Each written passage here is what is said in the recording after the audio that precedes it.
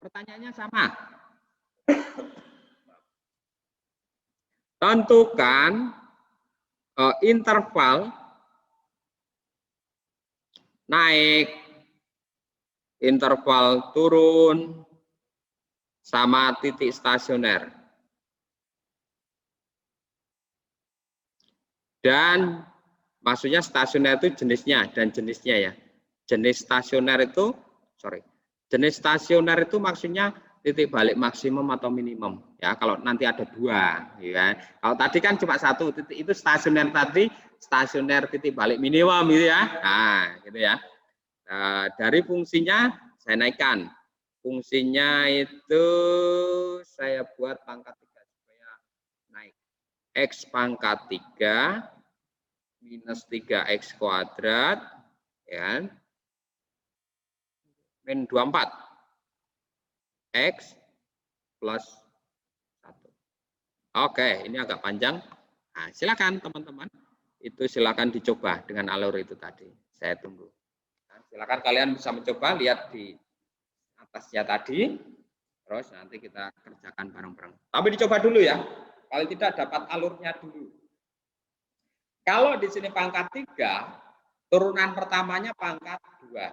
Pasti titik stasionernya ada 2, karena disamakan 0 pasti pangkat 2. Maksimal ada 2 ya. Bisa 2, bisa 1 gitu kan. Nah, ya di sini ya. Kalau nanti pangkat 5, turunannya pangkat 4, berarti kemungkinan ada 4 maksimum. Nah, gitu. Tinggal buat, oh ini titiknya apa, nanti kan bisa dideteksi. Nanti sekaligus saya berikan kegunaan di pangkat turunan keduanya sekaligus setelah ini. Jadi kalau mencoba angkanya kan gede, tapi nanti coba saya bandingkan dengan turunan kedua. Nah, silakan. Sudah, nanti boleh untuk mengerjakan, saya bantu untuk tulisannya. Pak Mister, berarti ya, ini ada dua X sama 2Y dong? Betul. Namanya titik stasioner berarti ada 2. Ya.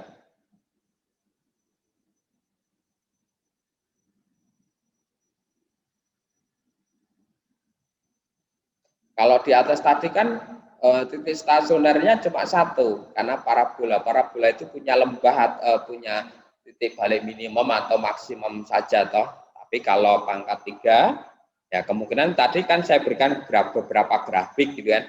Oh, kemungkinan maksimum ada 2. Kalau 1 itu biasanya nanti titik apa?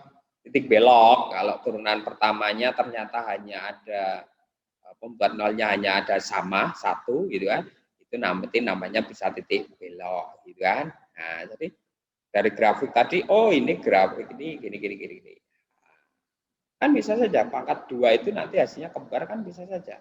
Kalau kembar berarti kemungkinan belok, gitu kan? Nah, seperti itu.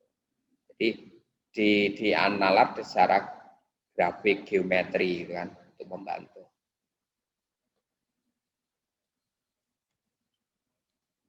Ada yang sudah dapatkah? Nah, langkah pertama ngapa ya?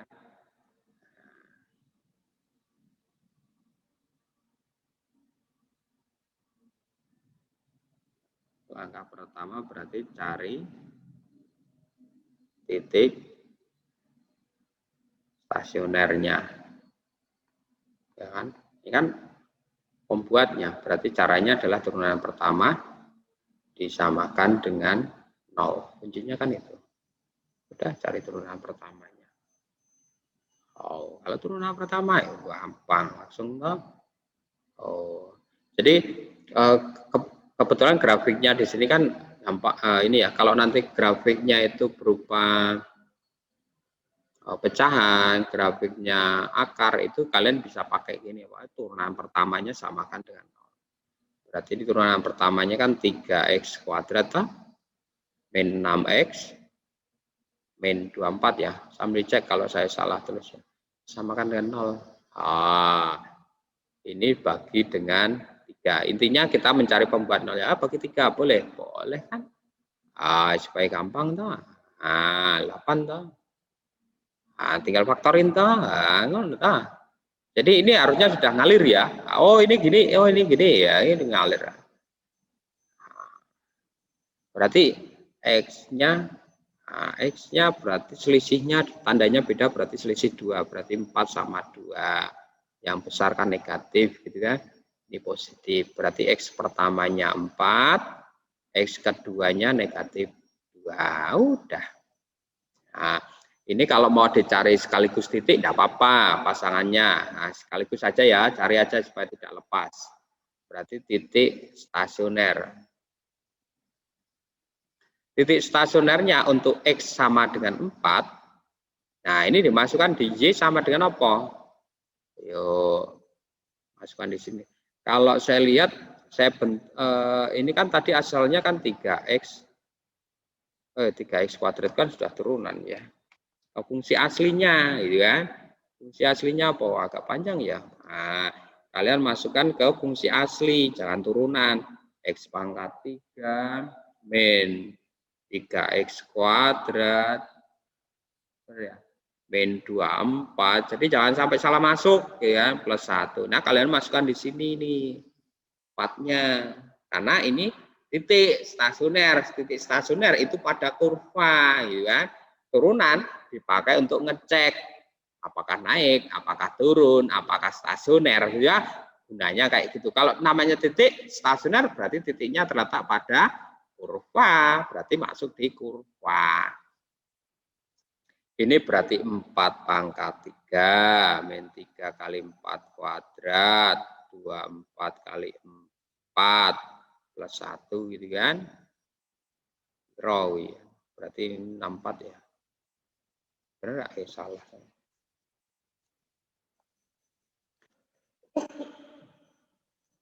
16 kali 4. Berapa ya? 64 ya? Oke, berarti 64. Terus itu 16 kali 3. 48 ya? 48. Ini 8, 16. 16. 96 ya?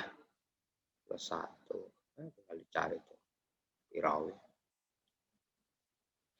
Mungkin ini cari dulu ya, nggak apa-apa deh. Ya kan? 48 berarti ini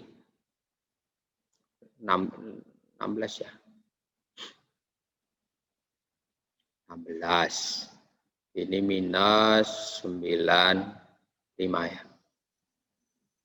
Nah, pirawi. Berapa? 7? Minus 79. 9 minus ya. Oke, sip. Ini dapat titik pertama. Iya, ini namanya titik stasioner pertamanya. Titik stasioner yang pertama titiknya adalah 4, minus 79. Nah, cari juga temannya. Lah kan ada 2 titik stasioner ya, dua-duanya cari kan. Titik yang kedua ya kan. Yang kedua berapa? Minus 2. Masukin di fungsinya, fungsi fx-nya gitu kan. Y-nya gitu kan. Berarti masukin di X pangkat 3. Tidak, saya tulis ulang ya. Ini min 2 pangkat 3 minus 3. Ini hati-hati, biasanya pada nggak pakai kurung jadi salah. Ini 24 karena minus atau min 2 plus 1 gitu kan. Nah, ini min 8. 4 min 12 ya. Nah, ini plus 4, 8 ya, plus 1. Ini kan 20, ya toh? Ini 49.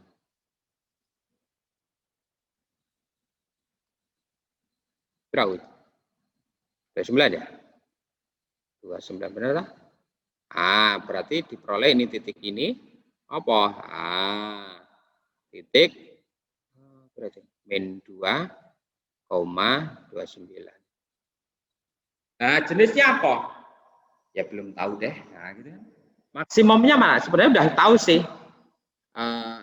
Cara yang paling gampang kalian bandingin nih. Ini 4, minus 79, ini min 2,29. Yang minimum mana? Ini minimum toh. Ini rendah dibanding ini toh nilai toh. Jadi kalau grafik itu kan gini toh. Oh, mana yang besar? Lihat dari Y-nya toh. Ini pasti minimum. Yang ini pasti maksimum. Ya, Ra? Itu bisa pakai gitu bisa. Jadi bandingin. Cara pertama bandingin bisa. Itu ya. Ini cara pertama. Oh, itu sudah bisa diketahui. Bisa langsung. Minimumnya mana? Itu. Karena rendah toh dibandingkan 29 toh yang minimum. Jadi kalau sebutannya saya tuliskan di sini. Ini namanya titik balik minimum, gitu ya. Ini bisa disebut sebagai titik balik maksimum. Nah, itu salah satu cara gitu dibandingin. Nah, gitu ya. Karena ini semestanya kan real gitu ya. Itu ya, paham ya. Nah, nanti saya kasih tahu kalau kita pakai turunan. Itu akan membantu kalau kita tidak perlu mencari dua-duanya. Ini gampang karena fungsinya tidak besar. Kita bisa masukkan X, dapat 2 titik ya, Y-nya dapat. Nah, kalau ribuan, dua-duanya dimasukkan. Kalau dapat 3, tiga-tiganya masukin. Lama, belum bandingin. Aduh, harusnya nanti bisa dibantu dengan turunan kedua langsung ketemu apakah jenisnya. Itu ya, sementara itu dulu. Nah, sekarang kita akan cari interval naik turun. Ini jam berapa? 10 menit lagi ya. Interval naik dan turun. Nah, sekarang gini. Batasnya tadi tulis dalam garis bilangan. Sorry, pakai penggaris ya. Nah, ada berapa? Ada berapa tadi? 2 sama 4 ya? Oh, main 2 ya? Oh, sorry. Main 2 berarti. Taruh yang benar, 2 sama 4. Kita cek pada turunan pertama. Teman-teman, kita ngecek pada turunan itu kita hanya butuh tanda, bukan hasil, tanda. Kalau fungsi asli, saya nggak lihat atas tadi. Fungsi asli kan gini. Ini fungsi asli saya tulis ulang ya, supaya saya. Sudah lihat. Nggak bisa lihat sih. Turunan pertamanya kan 3x ya. 3x kuadrat min 6x. Kita hanya butuh tanda ya teman-teman. Min 24. Tadi kalau ini dibagi 3, 3-nya saya keluarin kan jadi gini. 3x kuadrat min 2x min 8 ya. Kalau saya keluarin lagi dalam bentuk faktor kan gini dah. Nah, ini x min 4 x plus 2. Benar ya? Ah, saya lebih suka karena hanya mencari tanda, saya lebih suka pakai yang bawah, langsung gampang. Kalau di atas masih harus masukin pangkat 2. Nah, sekarang cek di sini. Angka di sini, ambil bilangan berapa? Ambil berapa? X sama dengan berapa? Plus 3. Min 3 ya? Min 3. Masukin ke, kita hanya butuh tanda, masukin ke bentuk ini tadi. Masukin ke yang bawah. Kalau masukin 3, X min 4, caranya gini, X plus 2. Min 3 kurangi min 3 kurangi 4, hasilnya positif atau negatif? Min 3 tambah 2, positif atau negatif? Negatif. Ini kan positif nih. Positif, negatif, negatif kalikan, hasilnya positif. Ya udah. Gampang tuh jadinya. Ambil di sini. Berapa? 0 ya. Masukin di sini. Berarti positif kali 0. 0 kurangi 4 negatif. 0 tambah 2 positif. Hasilnya negatif. Ya udah. Gampang tuh jadinya. Ambil berapa? 5 ya. Ambil misalkan 5. 5 masukin, ini kan positif 3-nya. 5 kurangi 4 positif. 5 tambah 2 positif. Positif kali positif kali positif. Positif. Udah tuh. Enggak perlu angka hasil, ribet. Kalau kalian masukin di sini, lama. Nah, ya kan? Nah, ini bisa kalian ambil di atas ya, karena ini tadi kan langkah ya. Jadi kalian bisa ambil yang di atas tadi. Nah, sudah. Polanya gimana? Sekarang ketahuan nih. Turunan pertama, ingat ini turunan pertama. Berarti dia naik, stasioner dia turun, stasioner naik. Ya udah. Nah, udah. Bener enggak tuh? Min 2, berapa tadi? Min 2, ini tadi. Nah, di atasmu tuh. 29 titik balik maksimum ya? Iya, cocok tuh. Nah, klop. Nah, sekarang udah interval naik kita tulis. Nah, interval naik fungsinya fungsi fx apa? Nah, kalian lihat intervalnya. X naik. Oh, terpisah nih, nulisnya harus ngerti ya. X kurang dari minus 2 atau X lebih besar dari 4. Oh, nulis harus benar tuh. Oh, Pak, itu kok nulis 1 gimana Pak? Yo, kan kalau terpisah atau interval naik, interval turun. Panjang ya. Nah, turun. Nah, fungsinya turun. Ya udah itu. X demikian hingga X-nya kan di tengah. Berarti lebih besar dari minus 2 dan lebih kecil dari si 4. Ya toh? Nah, terus sekalian kumpulin ya. Titik stasioner. Stasioner. Titik stasionernya tadi 4,-79. Ini jenisnya adalah titik balik minimum ya. Minimum. Yang satunya minus 2 ya. Minus 2,29 kalau nggak salah ya. Ini benar nggak?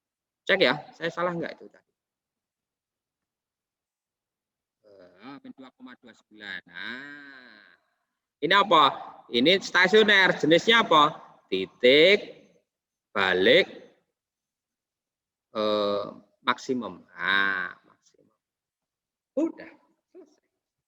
Nah, memang langkahnya ya karena pangkat 3 kan agak panjang ya. Tapi kalau nanti sudah terpisah ini cepat.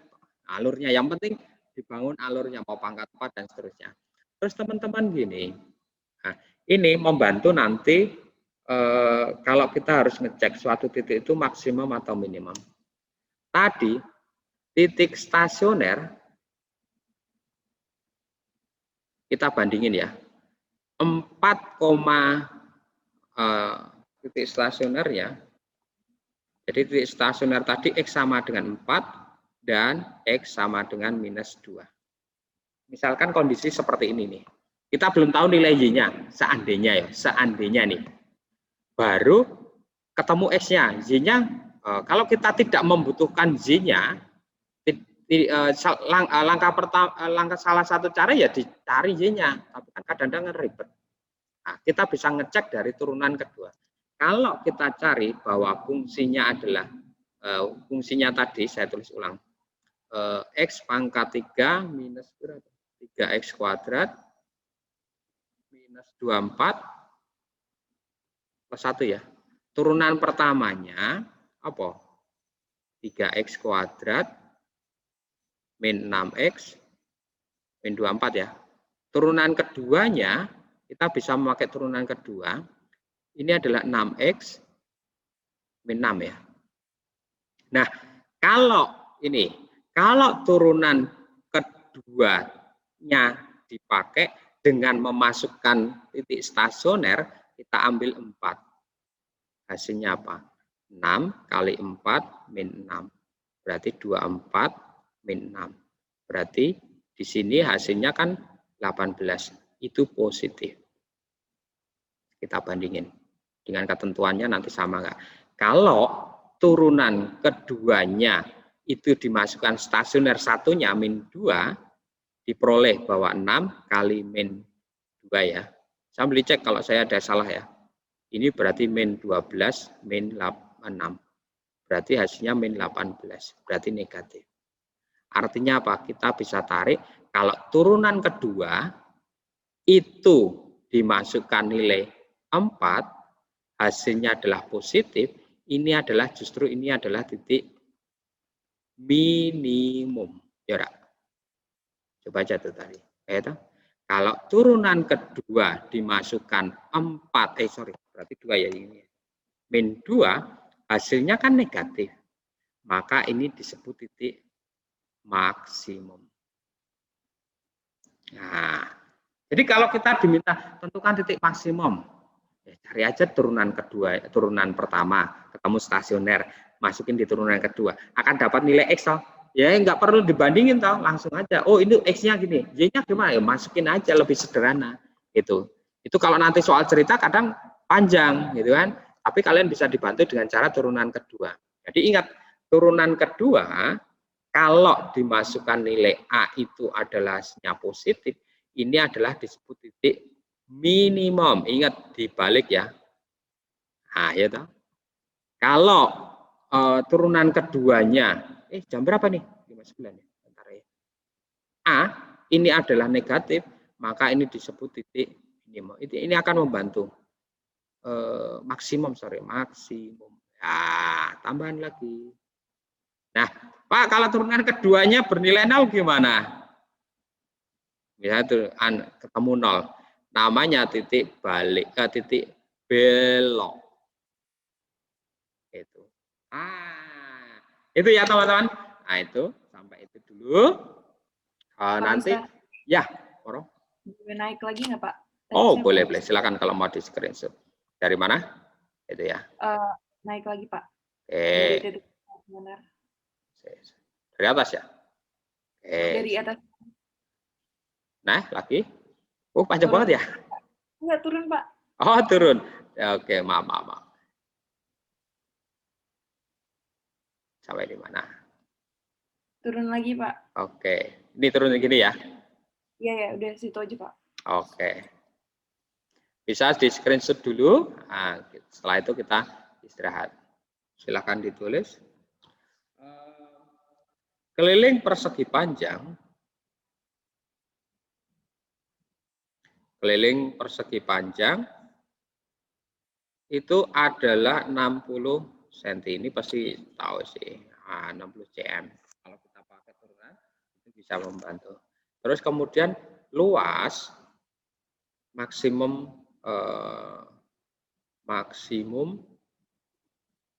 persegi panjang tersebut.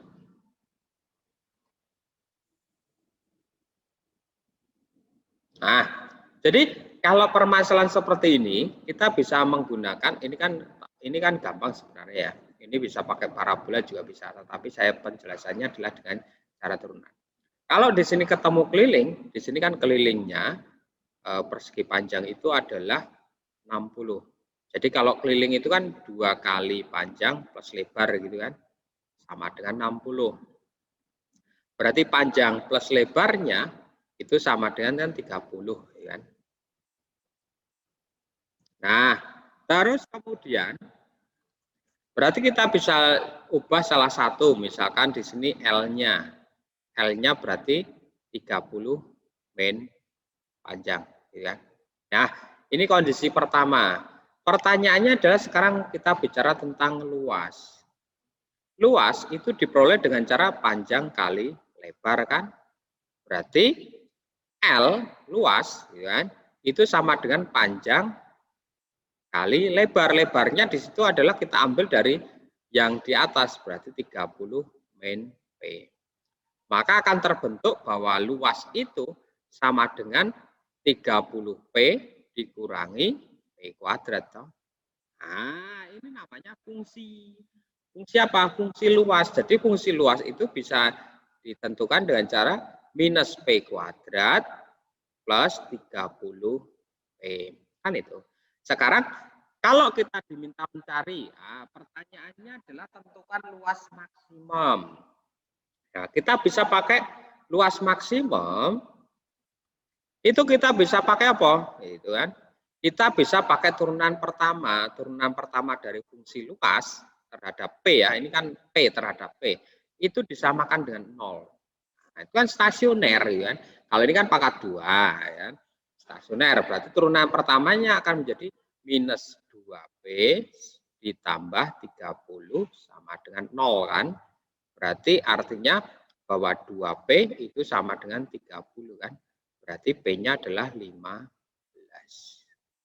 Nah, berarti kalau ini P itu apa? P itu adalah panjang yang membuat maksimum. Panjang.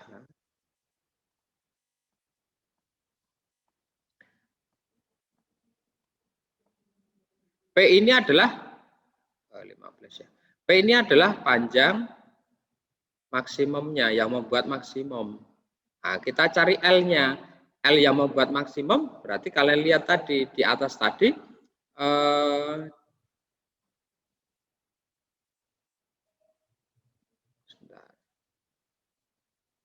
nah, L-nya itu ditentukan dengan cara adalah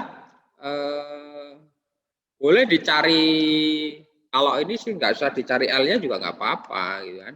Kalau ini adalah panjang maksimum yang membuat ya, yang membuat maksimum.